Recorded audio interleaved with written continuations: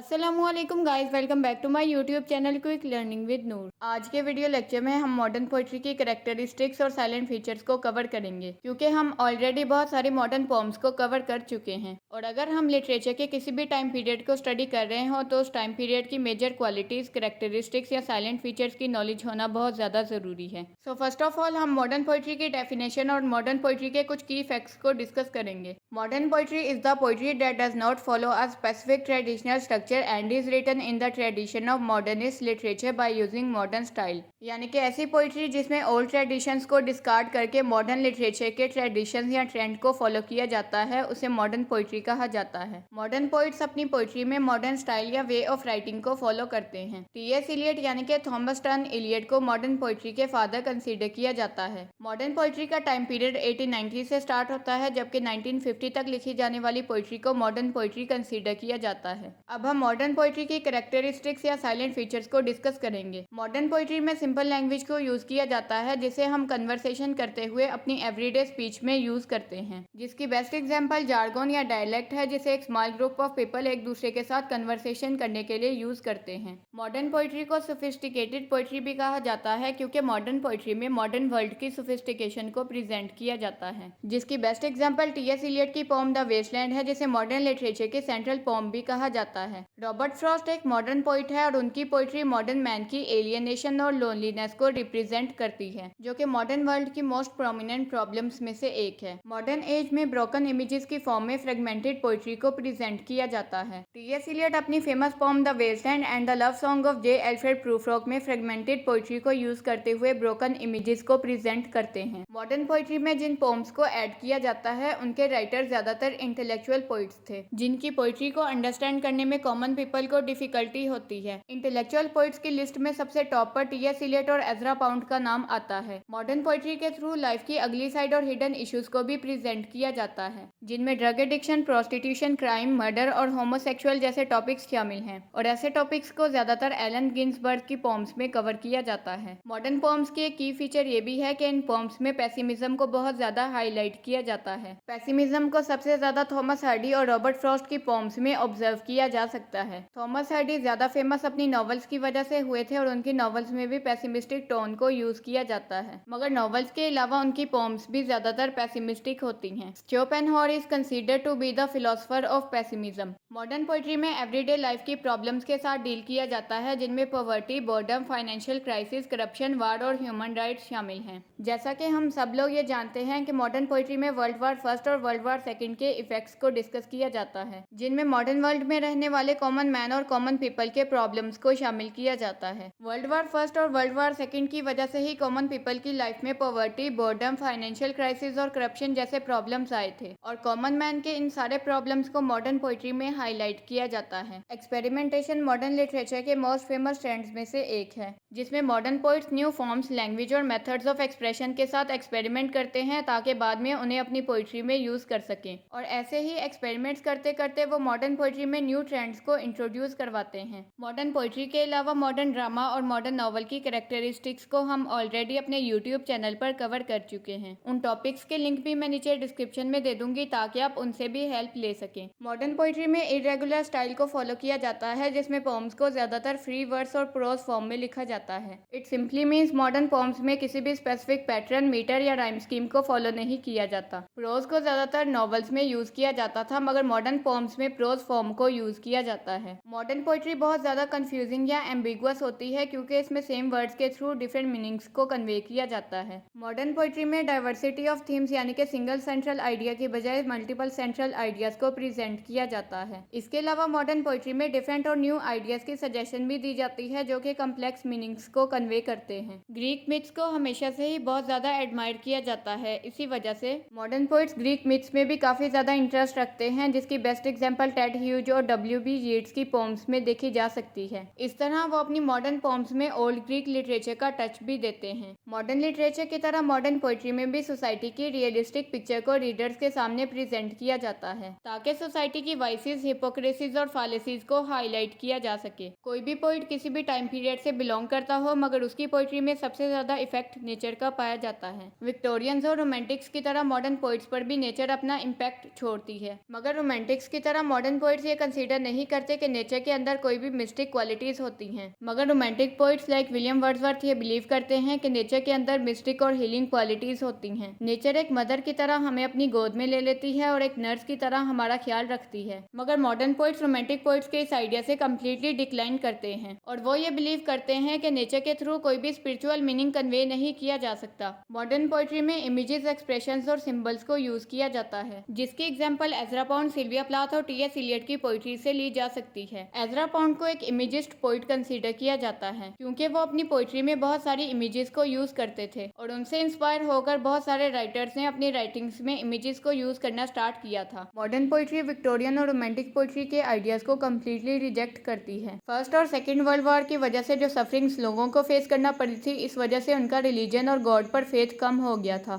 इसके अलावा modern age को age of science and technology consider किया जाता है, जिसमें गॉड की एग्जिस्टेंस पर क्वेश्चन रेज किए जाते हैं। मॉडर्न मैन गॉड की तरफ से लगाई गई सारी रिलीजियस बाउंड्रीज को भी तोड़ देता है और इसी वजह से वो निहिलिज्म यानी कि सेल्फ लव का शिकार हो जाता है। मॉडर्न पोइट्री में पैशन या नेचर की बजाय सिर्फ लव अफेयर्स की फॉर्म में रोमांस को डिस्क्राइब किया जाता है। इसके अलावा मॉडर्न पोइट्री में कम्प्लेक्स एल्यूजन्स और ओल्ड वर्क्स के रेफरेंसेस को भी यूज किया जाता है। टी.एस. इलियट की फेमस पोम द वेस्टलैंड को अंडरस्टैंड करना इसी वजह से इतना ज्यादा डिफिकल्ट हो जाता है क्योंकि इस पोम में कम्प्लेक्स एल्यूजन्स या रेफरेंसेस को यूज किया जाता है। स्ट्रीम ऑफ कॉन्शियसनेस टेक्निक को मॉडर्न लिटरेचर का हॉलमार्क कंसीडर किया जाता है। मॉडर्न मैन की इनर साइकी को प्रेजेंट करने के लिए यूज होने वाली टेक्निक का नाम स्ट्रीम ऑफ कॉन्शियसनेस है, जिसकी एग्जांपल टी.एस. इलियट की poem the love song of J. Alfred Prufrock से ली जा सकती है। इस पोम में इंटीरियर मोनोलॉग को यूज किया गया है। मॉडर्न पोइट्री में किसी भी स्पेसिफिक स्ट्रक्चर को फॉलो नहीं किया जाता और पोइट्स के पास इतनी फ्रीडम होती है कि वो अपनी पोइट्री को लिखने के लिए अपनी मर्जी का स्ट्रक्चर फॉलो करें। मॉडर्न लिटरेचर में मास्क टेक्निक को यूज किया जाता है ताकि कैरेक्टर्स की इनर सेल्फ को हाइड किया जा सके, क्योंकि मॉडर्न मैन के पर्सनैलिटी के डिफरेंट फेजेस होते हैं जिन्हें वो सबके सामने रिवील नहीं करता। रीडर्स को इमोशनली अपने साथ अटैच करने और उनके अटेंशन को गेन करने के लिए मॉडर्न पोइट्री में सेंस ऑफ ह्यूमैनिटी और पुअर्स के लिए सिंपैथीज को भी यूज किया जाता है, क्योंकि ऐसे किसी भी वर्क से अट्रैक्ट होने के साथ साथ रीडर्स उसे अप्रिशिएट भी करते हैं। मॉडर्न पोइट्री में म्यूजिक और साउंड्स पर फोकस किया जाता है, जिससे रिदम क्रिएट होता है। पोइट्री को लिटरेचर के दूसरे जॉनर से सेपरेट करने के लिए उसमें लिटरेरी डिवाइसेस को भी ऐड किया जाता है। मॉडर्न पोइट्री में अनकन्वेंशनली मेटाफर्स और दूसरी लिटरेरी डिवाइसेस को भी यूज किया जाता है। अनकन्वेंशनल मीन्स नॉट कन्फर्म्ड और अनक्लियर, यानी कि रीडर्स को यह बात क्लियर नहीं हो पाती कि किस लिटरेरी डिवाइस को किस पर्पस के लिए यूज किया गया है। And the last point is modern poetry में पॉलिटिकल अफेयर्स पर भी डिस्कशन की जाती है। आज हमने मॉडर्न पोइट्री की मोस्ट फेमस कैरेक्टरिस्टिक्स को डिस्कस कर लिया है। So that's all for today's lecture. Thank you so much for watching this video.